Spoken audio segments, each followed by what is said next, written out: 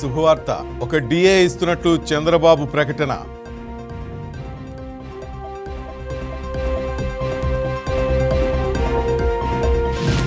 రేపటి నుంచి ఈ నెల 24 వరకు లోకేష్ ఆస్ట్రేలియా టూర్.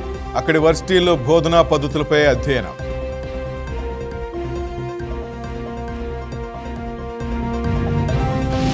బయటపడుతున్న జనార్దన్ రావు, జోగి రమేష్ లింకులు. పాత్రదారులు, సూత్రధారులను వదిలేది లేదన్న కొల్లు రవీంద్ర.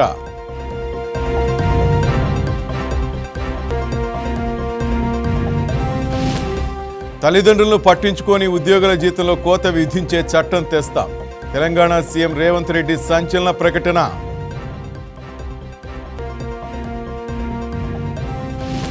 బీసీ బంద్ విజయవంతం. అన్ని పార్టీల నిరసనలు. పండుగ వేళ బస్సులు లేక ప్రయాణికులకు తిప్పలు.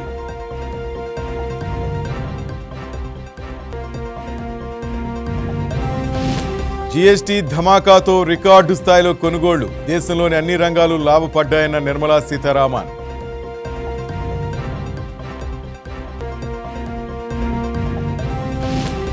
దాయాది దేశానికి రాజ్నాథ్ సీరియస్ వార్నింగ్.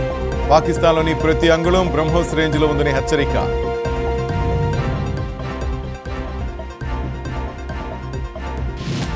సానుకూల వాతావరణంలో అమెరికా టారిఫ్ చర్చలు. దేశ ప్రయోజనాలకే ప్రాధాన్యమన్న కేంద్ర మంత్రి పీయూష్.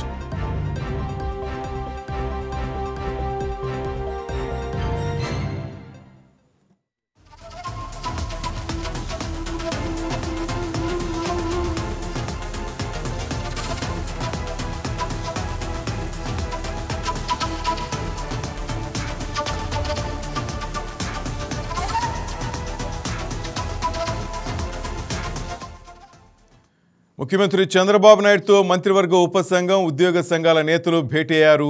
పెండింగ్లో ఉన్న 4 డిఏలు, పోలీసులకు సరెండర్ లీవ్స్ గురించి చర్చ జరిపారు. ఉద్యోగుల డిమాండ్పై ముఖ్యమంత్రి చంద్రబాబు కీలక ప్రకటన చేస్తున్నారు. వారికి ఒక డిఏ ఇస్తున్నట్లు ప్రకటించారు.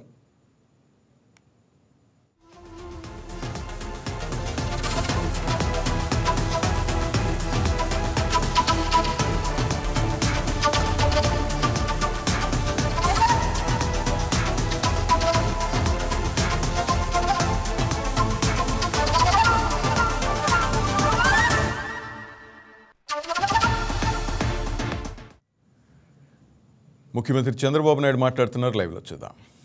ఈ రెండు కావాలంటే గుడ్ గవర్నెన్స్ వల్లనే సాధ్యం. అందుకే ఆ గుడ్ గవర్నెన్స్ చూపించాం కాబట్టి 2వ సంవత్సరం 2వ స్థానానికి వచ్చాం ఇన్వెస్ట్మెంట్లో. I'm proud to announce it.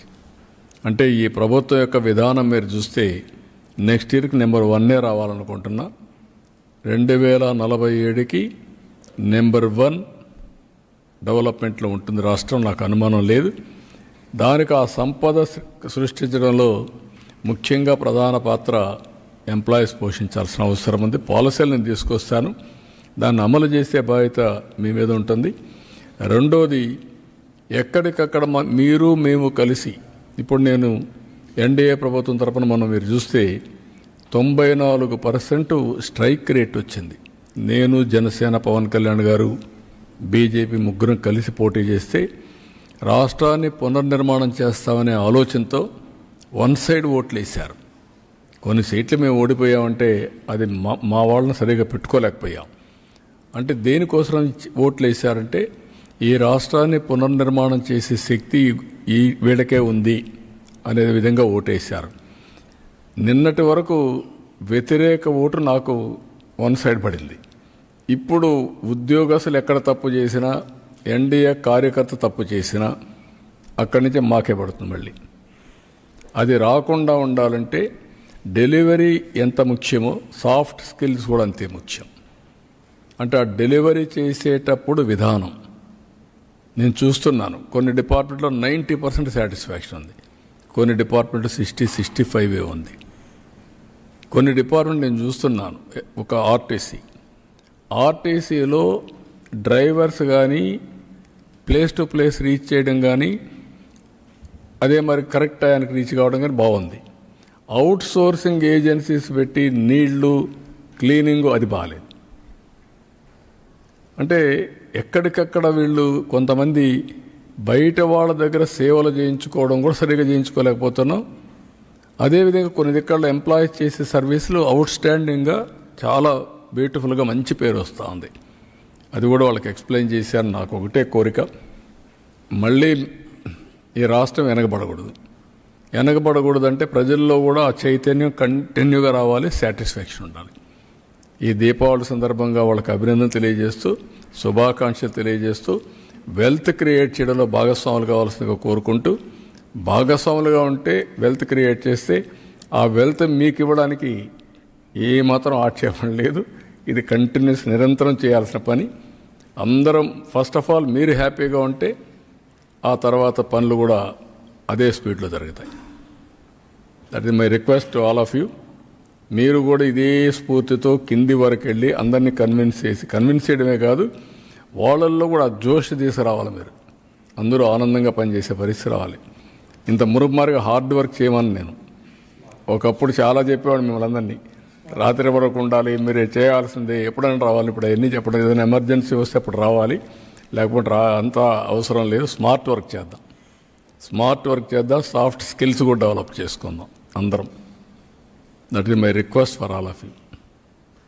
ఏమైనా ఉన్నాయా మీకు? డౌట్లు ఏమైనా ఉన్నాయా? మీకు కూడా దీపావళి శుభాకాంక్షలు. బాగా రాయండి. Okay, thank you.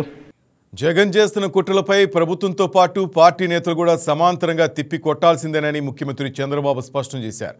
మంత్రులు మాట్లాడారు కదా, మాకెందుకులే అనుకుని పార్టీ నేతలుంటే సరిపోతున్నారు. టీడీపీ కేంద్ర కార్యాలయం ఎన్టీఆర్ భవన్లో టీడీపీ ఏపీ అధ్యక్షుడు పల్లా శ్రీనివాస్, వర్ల రామయ్యతో పాటు కీలక నేతలు ముఖ్యమంత్రితో భేటీ అయ్యారు. కూటమి ప్రభుత్వంపై జగన్ చేస్తున్న విష ప్రచారాన్ని అడ్డుకోవాల్సిన బాధ్యత అందరిపైన ఉందని చంద్రబాబు తేల్చెప్పారు. పార్టీ నేతలు సైతం మీడియా ద్వారా జగన్ అసత్య ప్రచారాన్ని ప్రజల్లోకి తీసుకెళ్లాలని సూచించారు. జోగి రమేష్ను మద్యం స్కామ్లు ఇంకా అరెస్ట్ చేయలేదనే చర్చ జరుగుతుందని సీనియర్ నేతలు సీఎం వద్ద ప్రస్తావించగా, మద్యం అంశంలో సీటు విచారణ కొనసాగుతున్నందువల్ల చట్టం తన పని తాను చేసుకుపోతుందని చంద్రబాబు వారితో అన్నట్లు సమాచారం. గూగుల్ డేటా సెంటర్ విశాఖ రావడం పట్ల సీనియర్ నేతలు చంద్రబాబుని అభినందించారు.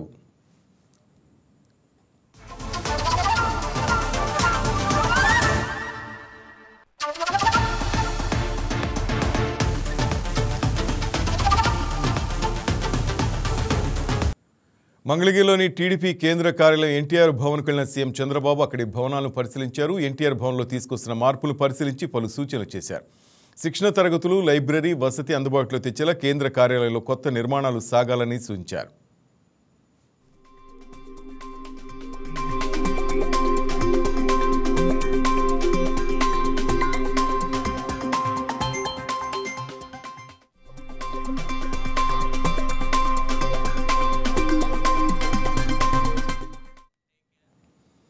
మంత్రి నారా లోకేష్ ఆస్ట్రేలియా పర్యటనకు బయలుదేరి వెళ్లారు. రేపటి నుంచి ఈ నెల 24 వరకు ఆస్ట్రేలియాలో పర్యటిస్తారు. ఆ దేశంలోని అధునాతన వర్సిటీలో బోధనా పద్ధతులపై అధ్యయనం చేస్తారు. అలాగే సిఐఐ భాగస్వామ్య సదస్సు విజయవంతం చేయాలని రోడ్ షోలు కూడా నిర్వహిస్తారు. ఆస్ట్రేలియా ప్రభుత్వం ప్రతిష్టాత్మకంగా నిర్వహించే స్పెషల్ విజిట్స్ ప్రోగ్రాంలో పాల్గొనాలని లోకేష్కు ఢిల్లీలోని ఆస్ట్రేలియా హైకమిషనర్ ఫిలిప్ గ్రీన్ ప్రత్యేక ఆహ్వాన లేఖను పంపారు. ఈ క్రమంలో రేపటి నుంచి ఈ నెల 24 వరకు ఆస్ట్రేలియాలో మంత్రి లోకేష్ పర్యటించబోతున్నారు.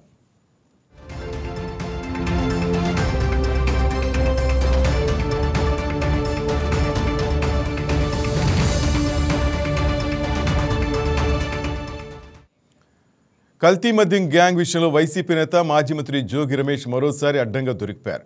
నకిలీ మద్యం కేసులో A1 నిందితుడు జనార్దన్ రావు, ఆయన సోదరుడు జగన్మోహన్ రావులతో కలిసి వేడుకల్లో పాల్గొన్న జోగి రమేష్ ఫోటోలు బయటకు వచ్చాయి. మొన్న జనార్దన్ రావు వాంగ్మూలం బయటకు రాగా నిన్న వాట్సాప్ చాట్ వెలుగులోకి వచ్చింది. ఇప్పుడు బయటకు వచ్చిన ఫోటోలు కలకలం రేపుతున్నాయి. ఇలా ఒక్కొక్కటిగా నకిలీ మద్యం కేసులో జనార్దన్ రావు, జోగి రమేష్ మధ్య లింకులు బయటపడుతున్నాయి. జోగి రమేష్ ప్రోద్బలంతోనే నకిలీ మద్యం తయారు చేసినట్లు ఇప్పటికే జనార్దన్ రావు ఎక్సైజ్ పోలీసులకు వాంగ్మూలం ఇచ్చారు. ప్రభుత్వాన్ని అప్రతిష్ట పాలు చేసేందుకే నకిలీ మద్యం చేసినట్లు తెలిపారు. వెలుగులోకి వస్తున్న నిజాలతో కల్తీ మద్యం కేసులో జోగి రమేష్ పాత్రపై ఆధారాలు బలపడుతున్నాయి.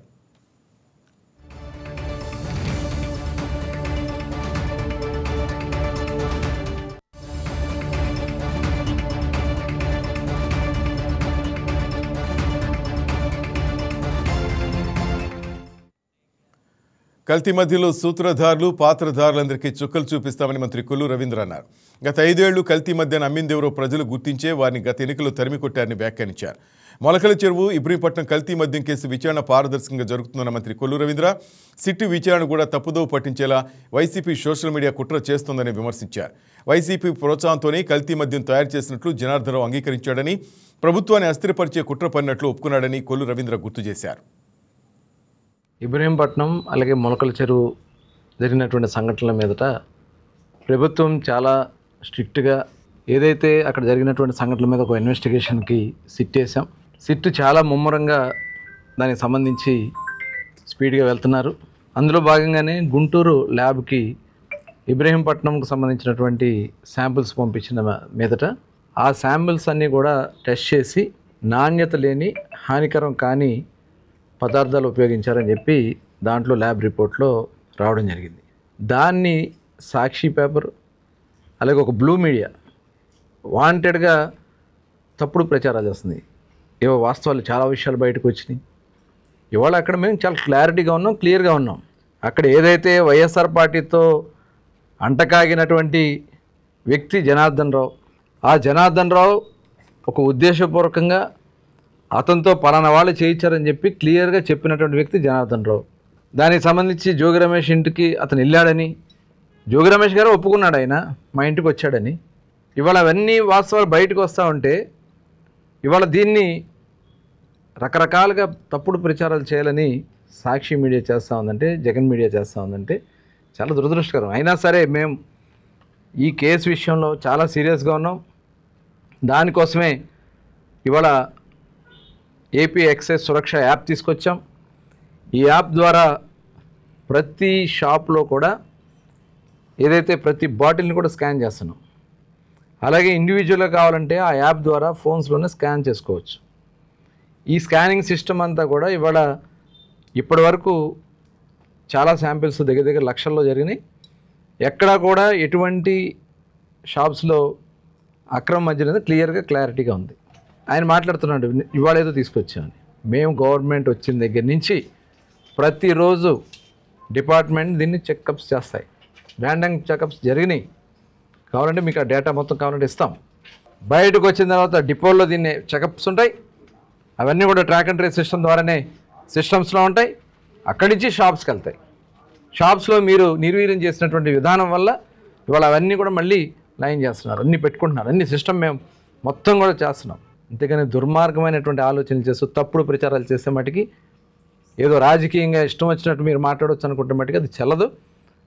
ఎవరైతే పచ్చి అబద్ధాలు మాట్లాడుతున్నారో, సాక్ష్యాధారాలు లేకుండా మాట్లాడుతూ ఉన్నారో డెఫినెట్గా వాళ్ళ మీద చర్యలు తీసుకోవడం కూడా జరుగుతుంది. దానికి సంబంధించి కూడా ఇవాళ ఆల్రెడీ చెప్పాం.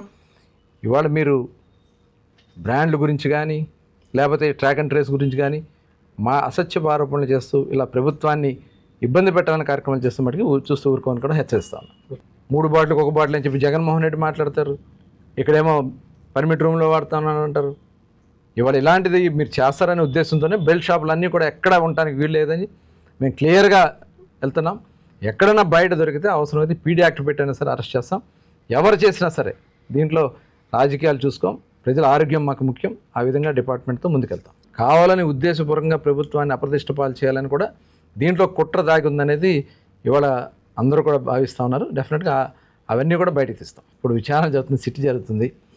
అవన్నీ కూడా తీసుకున్న తర్వాత ఇందులో ఎవరెవరు పాత్రలు ఉన్నారో, ఎవరు సూత్రధారులు, ఎవరు పాత్రధారులు అందరూ కూడా అరెస్ట్ చేయడం జరుగుతుంది. మాజీ మంత్రి జోగి రమేష్పై ఎన్టీఆర్ జిల్లా కొండూరు గ్రామానికి చెందిన బేతపూడి చిన్న నర్సయ్య లంచం ఆరోపణ చేశారు. విద్యుత్ సబ్స్టేషన్లో ఉద్యోగాలు అమ్ముకుని జోగి రమేష్ తమ పొట్ట కొట్టారని అన్నారు.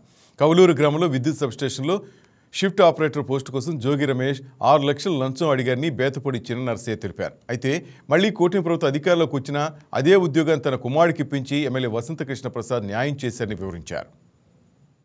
నేను కటికి పేదవాడిని, వెల్డింగ్ పని చేసుకుంటూ విలేకరు వృత్తిలో కొనసాగుతున్నాను. గత 35 సంవత్సరాలుగా కాంగ్రెస్ పార్టీలో, వైసీపీలో కొనసాగి ఆర్థికంగా దెబ్బతిని ఉన్నాను.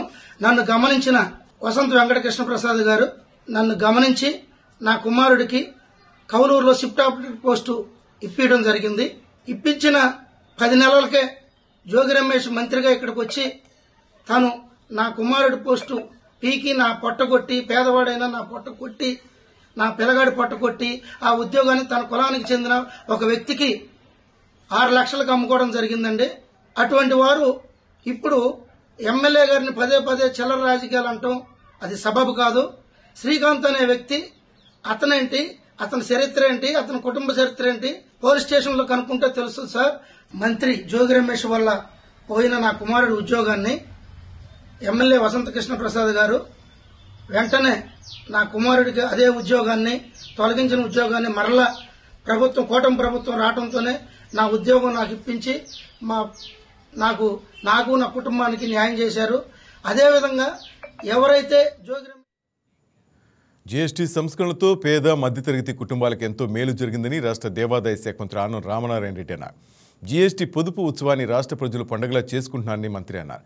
నెల్లూరు జిల్లా ఆత్మకూరు పట్టణంలో నిర్వహించిన సూపర్ జీఎస్టీ సూపర్ సేవింగ్స్ కార్యక్రమంలో మంత్రి పాల్గొన్నారు. అనంతరం బస్టాండ్ సెంటర్లో ప్రజలకు జీఎస్టీపై అవగాహన కార్యక్రమం నిర్వహించారు.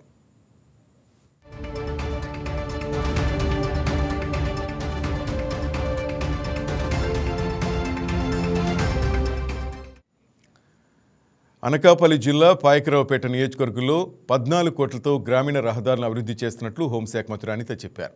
రాజగోపాలపురం గ్రామంలో రహదారి అభివృద్ధి పనులకు మంత్రి శంకుస్థాపన చేశారు.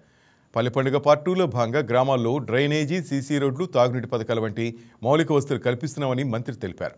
అంతకుముందు రాజగోపాలపురంలో దుర్గాదేవి అమ్మవారిని దర్శించుకుని హోంమంత్రి ప్రత్యేక పూజలు నిర్వహించారు.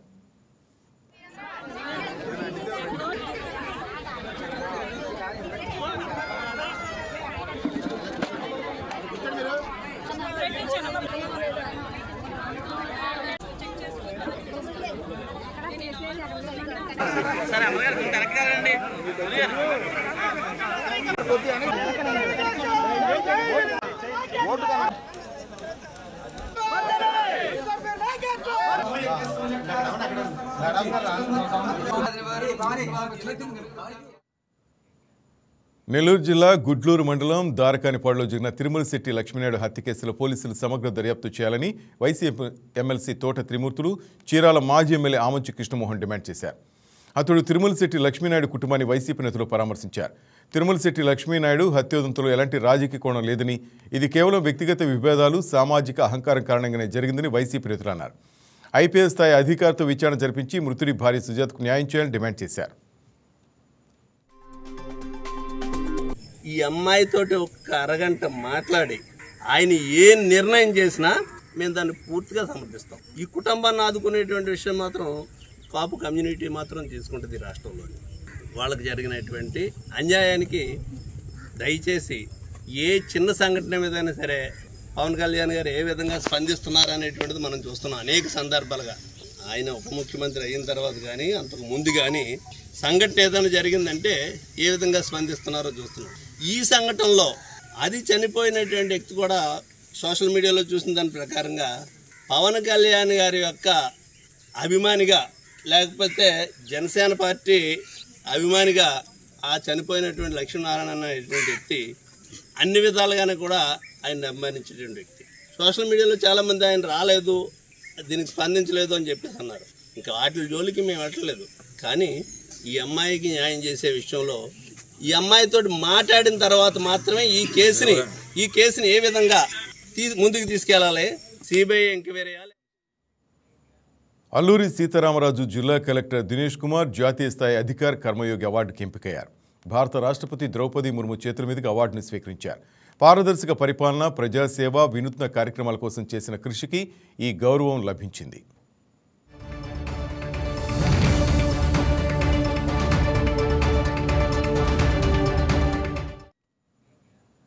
తల్లిదండ్రులు పట్టించుకోకపోతే ఉద్యోగుల జీతాల కోత విధిస్తామని తెలంగాణ ముఖ్యమంత్రి రేవంత్ రెడ్డి హెచ్చరించారు. తల్లిదండ్రులు పుట్టి పెరిగిన ఊరును అభివృద్ధి చేసుకోవడం మన బాధ్యత అని చెప్పారు. తెలంగాణ గ్రూప్ 2 సర్వీసు ఉద్యోగాలకు ఎంపికైన అభ్యర్థులకు సీఎం రేవంత్ రెడ్డి నియామక పత్రాలు అందజేశారు. హైదరాబాద్లో శిల్పకళా వేదికలో మొత్తం 783 మందికి నియామక లెటర్లు అందించారు.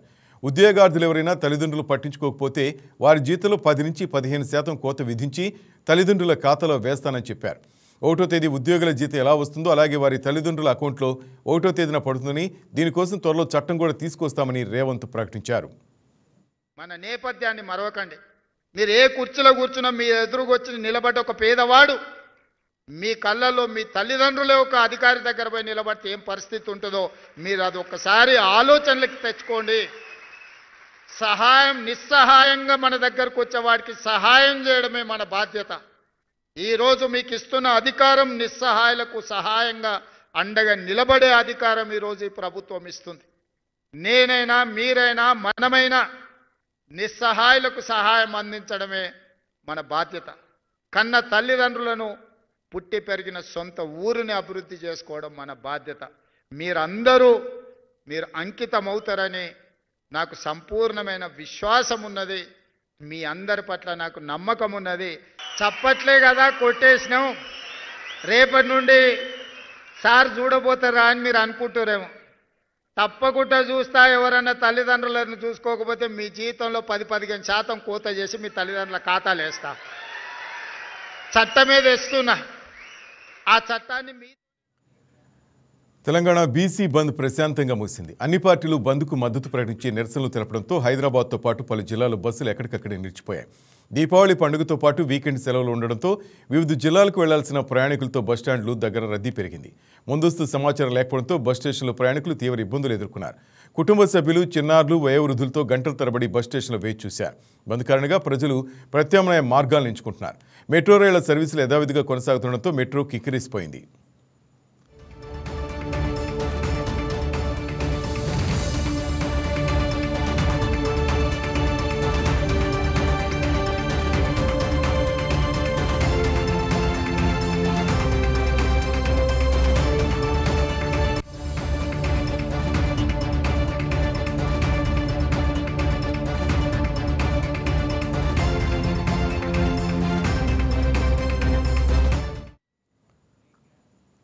డైరెక్టర్ రాంగోపాల్ వర్మ, యాంకర్ స్వప్నలపై కేసు నమోదైంది. రాష్ట్రీయ ప్రజా కాంగ్రెస్ పార్టీ వ్యవస్థాపక అధ్యక్షులు మేడా శ్రీనివాస్ కంప్లైంట్ చేయడంతో రాజమండ్రి 3 టౌన్ పోలీసులు కేసు నమోదు చేశారు. హిందూ దేవుళ్లను, ఇండియన్ ఆర్మీని, ఆంధ్రులను దూషించినట్లు మేడా శ్రీనివాస్ తన కంప్లైంట్లో పేర్కొన్నారు. మేడా శ్రీనివాస్ ఇచ్చిన కంప్లైంట్ మేరకు వివిధ సెక్షన్ల కింద కేసు నమోదు చేసి పోలీసులు దర్యాప్తు ప్రారంభించారు.